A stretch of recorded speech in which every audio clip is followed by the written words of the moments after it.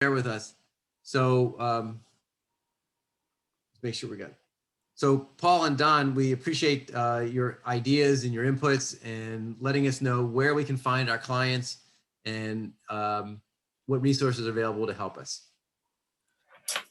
Gotcha. Well, definitely, again, it's great to be back. Great to be with you all. And it was good to hear, like I said, good thing I think it's always great when you can communicate to educated, let's say, consumers, right? It's easier to sell to them when they already have an idea. So it sounds like you all have already been having these conversations. So hopefully we can just add to what's already been happening, and specifically related to more so to the tools that we have at SBDC to assist you in that process of identifying and pursuing your target market. So I'm just run through a few slides to just kind of help this conversation along. Of course, I'm here.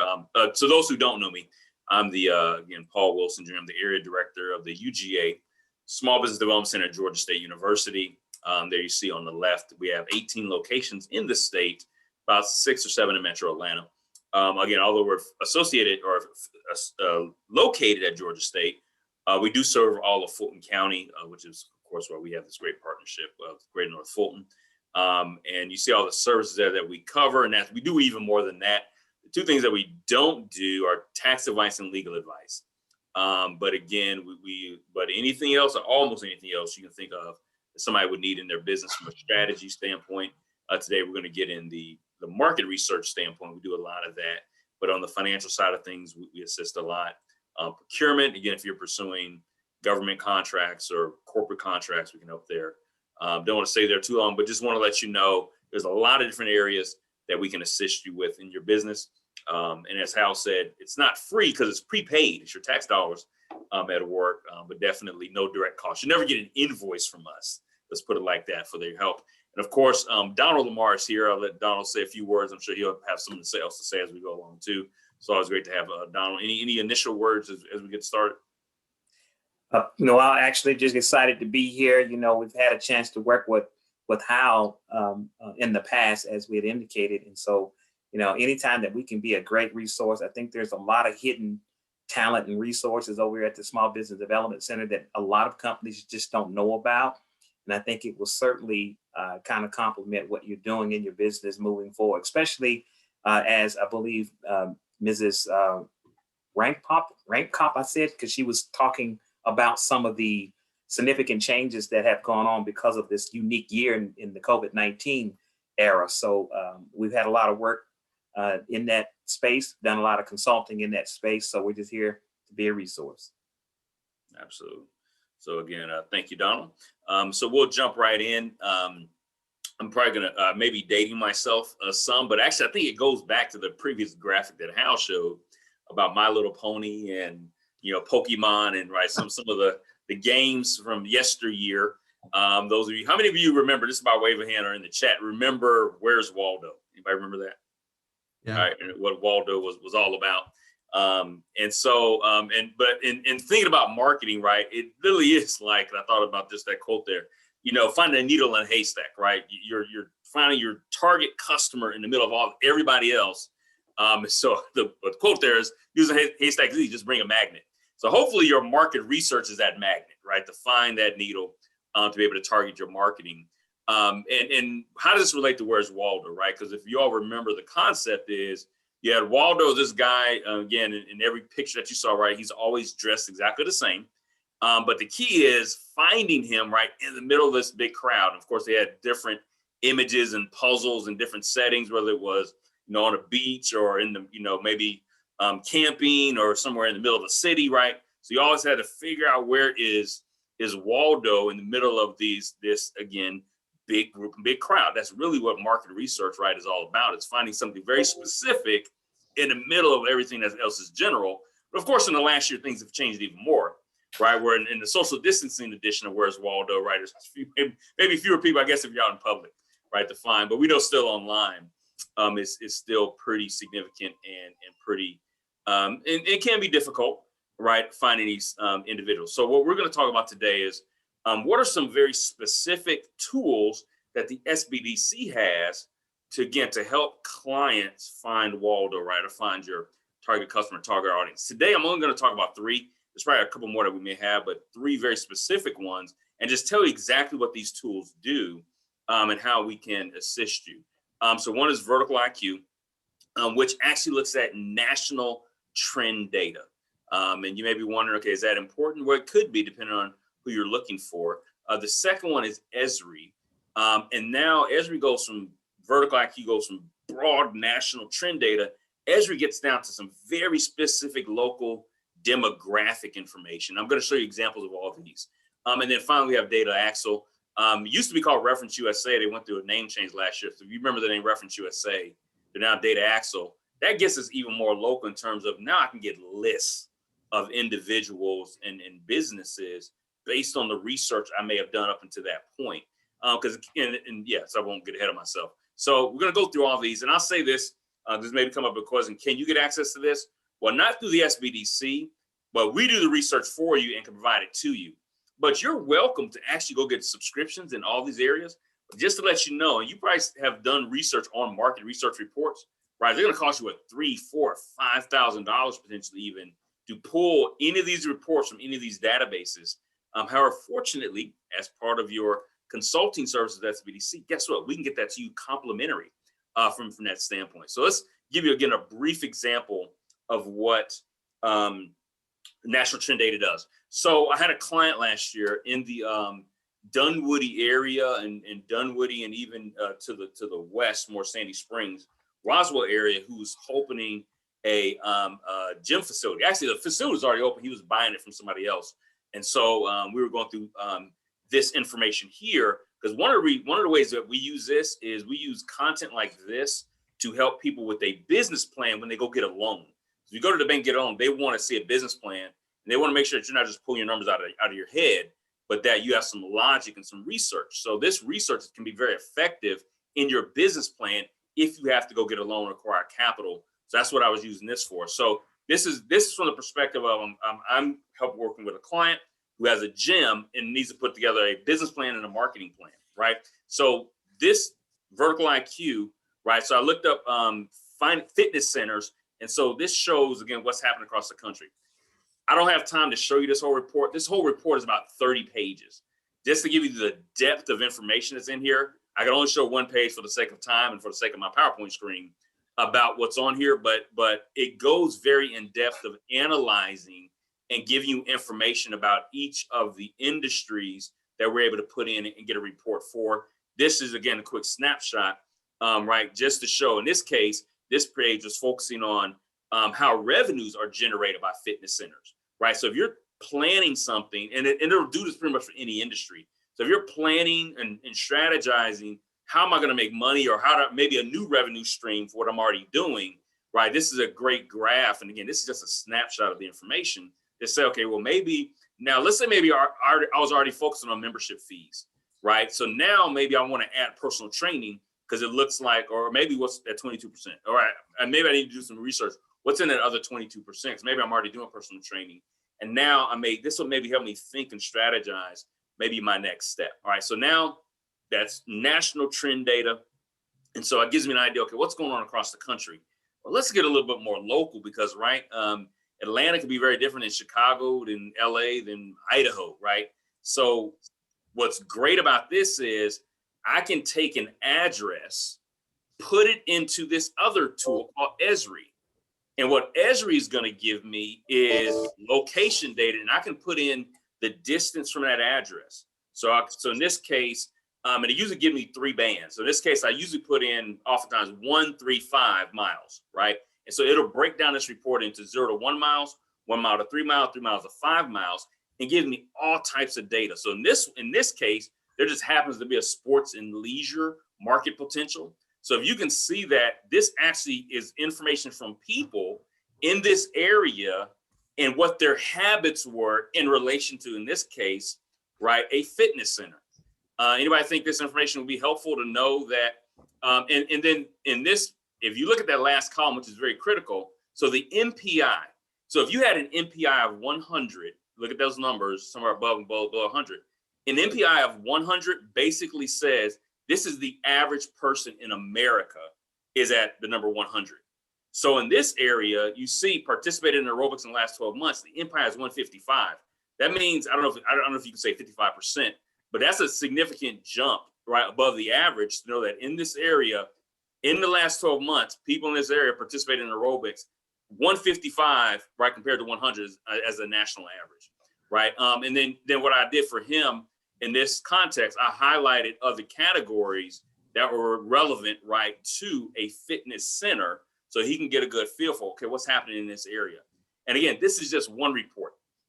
There are almost 20 to 30 different types of reports, and show you just another example. So this report, again, same area, shows me other types of information, right, that's here. So I can see, again, what the average household size is, the median income, right, how they spend their money in terms of, discretionary income, right? I can see the educational level. Over here is some other pretty incredible information I don't have time to get into today, but just to let you know. So you all have heard the term soccer mom? Yeah. Right? How many of you knew that soccer mom is one of 72 official marketing categories? Anybody know that? Yeah.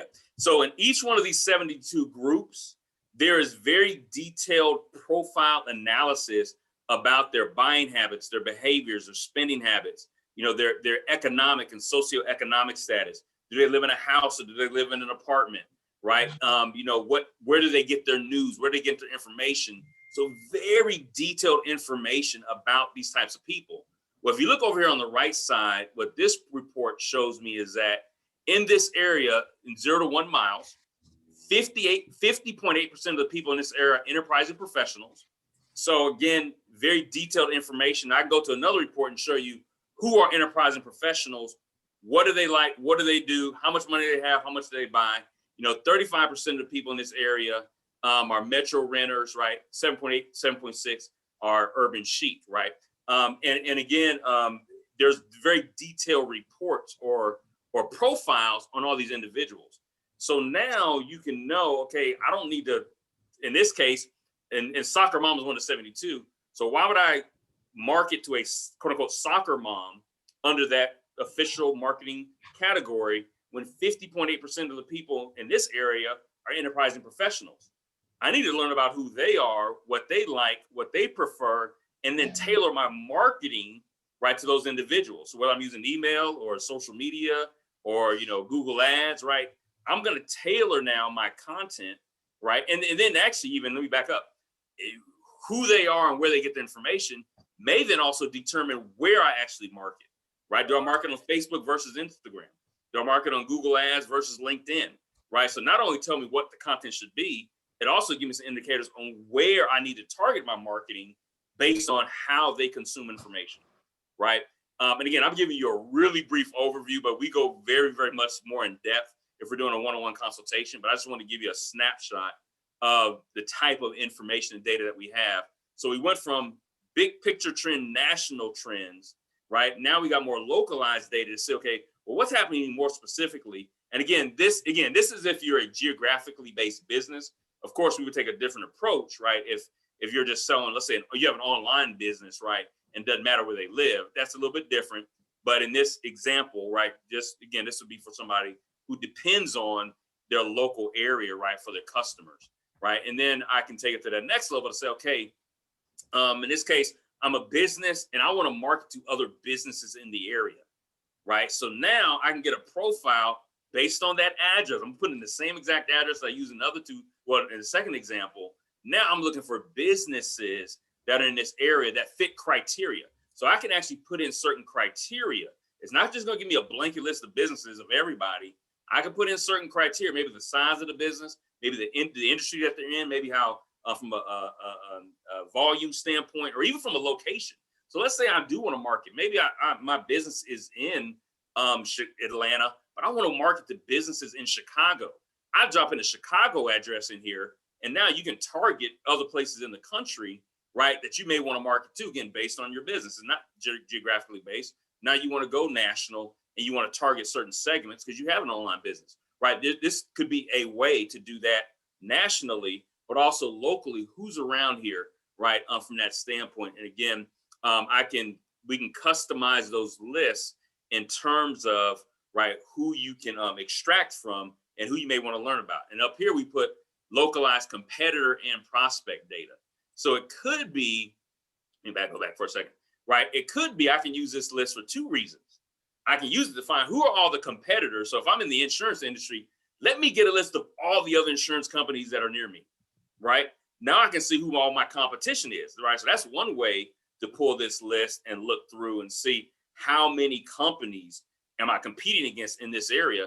And some people use this actually as a say, well, you know, either I'm going to move or actually maybe I'm going to scout this area ahead of time and determine, no, this is not a good area for me. It's too saturated. Let me go find a different area that's less saturated, right? And I may reposition my business, right, somewhere else based on, right, location data as well. And then go back to the demographic data, right? So I can kind of pull all these together. Because here's the thing, and I'll put it back in the context of going and getting a loan. Part of the underwriting process, that when those underwriters are looking at your business plan, they're looking at this type of data to determine the viability of the business that you're going to go into. So it's great. And sometimes people don't know why they got denied, or sometimes they don't even know why they got accepted. They're just thinking, hey, I got a great business plan. Well, it's because those underwriters went back and they did this type of analysis, right, to help determine. So it's great if you can do it in addition to them doing it, right? And again, it hopefully puts you in a better position. Again, that's just on the loan side. But also if you go back to just running, operating your business, again, if we're looking for Waldo, right, going back to the whole concept of what we talked about at the beginning, right, these are three critical tools, right, that you can use to now build a strong profile, build a strong marketing plan, a marketing strategy to a very target audience, and now having a better feeling of who they are, what they like, how they behave, what type of buying decisions are they making. Now you can more tailor, right, your approach to that target audience in those businesses. And so I'm going to actually pause right there, take any questions and thoughts and feedback from anybody. This is our contact information. You want to reach out to us, but yeah, let's open it for questions. Hal, is that good for right now? Absolutely, because you pointed out three different tools to help us strategize. I'm curious if people have questions already. I would like to add one more additional thing, another consideration point also, Paul, that I think other businesses that could utilize this for. You can also look for partners and strategic relationships. A lot of times we overlook the fact that, you know, we can identify all our competitors, but oftentimes we can identify those who can work with us to add value and help us find Waldo. So there are a number of different perspectives that you can view this kind of information in that can certainly add a whole lot of value to what your strategic plans happen to be. So I've got a question. Jonathan, go ahead. So for folks in the B2B space, where does Waldo usually hang out? You know, I know it's different for different types of folks. For example, my target customer is slightly different from, say, Hal or Don or Lee, but there are areas where if it was a Venn diagram, we'd share a little bit of space. So what's your best advice for the B2B folks, and what have you guys seen over the past, 12 months? I say plus because the last 12 months has been bizarre, to say the least. Right. Yeah, so good point. And our approach typically, again, is we're sitting down with you one-on-one to really understand your business. And then we go figure out, right, what tools, right, that we can pull from that standpoint. So on the B2B side, like I said, whether we're using that tool or maybe potentially something different, it's to really understand your market, right? And for us to understand who you're targeting, who you're looking for. And then we then approach it from that perspective, right, to go look for those B2B resources.